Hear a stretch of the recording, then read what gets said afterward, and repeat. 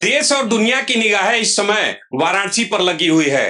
कारण ज्ञानवापी केस को लेकर आज एक बड़ा फैसला आने वाला है। हिंदू पक्ष की तरफ से संपूर्ण परिसर का एएसआई सर्वे की मांग की गई है। इस समय हमारे साथ हिंदू पक्ष के अधिवक्ता मदन मोहन जी हैं। हम उनसे जानने का प्रयास करते हैं कि इस पूरे केस में अब तक क्या क्या घटित हुआ है। स्वागत है आपका। इस पूरे केस में अभी तक क्या क्या हुआ है?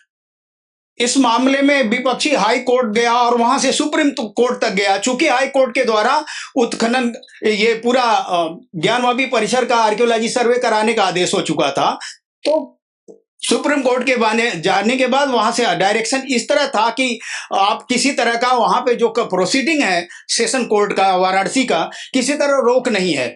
इस आलोक में माननीय न्यायालय के समक्ष 12 और 14 जुलाई को हम लोगों ने विस्तृत रूप से ढेर सारे न्यायालयों का, आख्यानों का, सुप्रीम कोर्ट के, हाई कोर्ट के ढेर सारे केस ला का प्रस्तुत किया न्यायालय के समक्ष और कहा कि विपक्षी की यानी मुस्लिम पक्ष की जो आशंका है कि इसका आर्कियोलॉजी सर्वे हुआ, उत्खनन होगा, जिससे जो कथित ज्ञानवापी मस्जिद है वो ढांचा डैमेज होगा, उसका नुकसान होगा।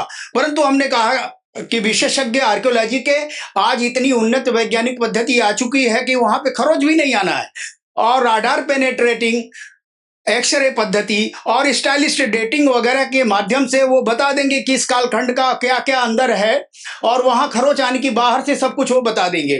तो इस तरह हम लोग आश्वस्त हैं। माननीय न्यायालय का आज इस संदर्भ में आदेश आना है।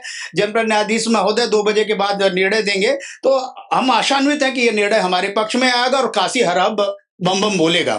बात अगर करें मुस्लिम पक्ष की, इस पूरे मामले में एएसआई सर्वे को लेकर के मुस्लिम पक्ष लगातार विरोध कर रहा है। डे 1 से, जिस दिन से हिंदू पक्ष की तरफ से याचिका डाली गई, याचिका डालते ही मुस्लिम पक्ष कहीं ना कहीं इस पूरे मामले का विरोध कर रहा है। हाँ, उनका विरोध करने का मामला ये है, उसके पीछे कारण तत्व ये है कि ये सच्चाई सामने आ जाएगी, क्योंकि मंदबुद्धि का व्यक्ति भी यदि ज्ञानवापी परिसर के पीछे जो कथित मस्जिद है उसके पीछे खड़ा कर दिया जाए तो वो बता देगा कि ये तो मंदिर का भग्नावशेष है और नागर शैली का बना हुआ मंदिर है, जो कि उत्तर भारतीय शैली में 12वीं शताब्दी में गढ़वाल राजाओं के द्वारा विधिवती शैली का निर्माण होता था, और उस शैली का ही भग्नावशेष है। ये सच्चाई दुनिया के सामने वैज्ञानिक पद्धति से न आए, इसलिए मुस्लिम वर्ग और खास करके मस्जिद के पक्षकार बड़े परेशान हैं, बड़े चिंतित हैं कि ये सच्चाई सामने आ जाएगी तो क्या होगा। सच सामने आ जाएगा, और सच को छिपाने के लिए लटकाओ भटकाओ अटकाओ की नीति पे वो कायम है और उसमें निरंतर ऐसा प्रयास कर रहे हैं। मुस्लिम पक्ष के द्वारा औरंगजेब का महिमा मंडन भी किया गया, जिसमें कहा गया था कि औरंगजेब जो है क्रूर शासक नहीं था। तो आपको भी लगता है कि ये जो दलीलें मुस्लिम पक्ष दे रहा है उसको लेकर के मंशा क्या है? वो मूर्ख बनाने की मंशा है और कुछ नहीं।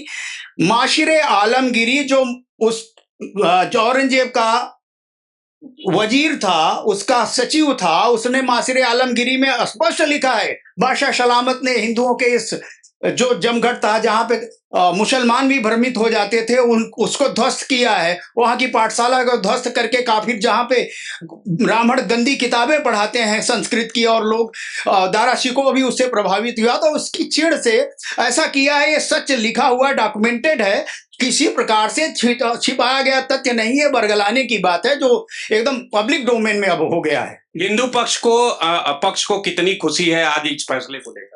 अब पहले फैसला आ जाए, हम लोग थोड़ी सी जिसे कहते हैं कि धुकी बढ़ी हुई है, थोड़ी सी धड़कन बढ़ी हुई है कि आ जाता, नहीं तो लड़ाई और हाई कोर्ट सुप्रीम कोर्ट तक हमें जाना होगा, और वो ट्रायल कोर्ट का विषय है। माननीय न्यायाधीश महोदय इसी स्तर पर निर्णय दे देते तो बड़ा अच्छा होता। कितने बजे तक उम्मीद की जाए? 2 बजे के बाद निर्णय संभाव्य है जी।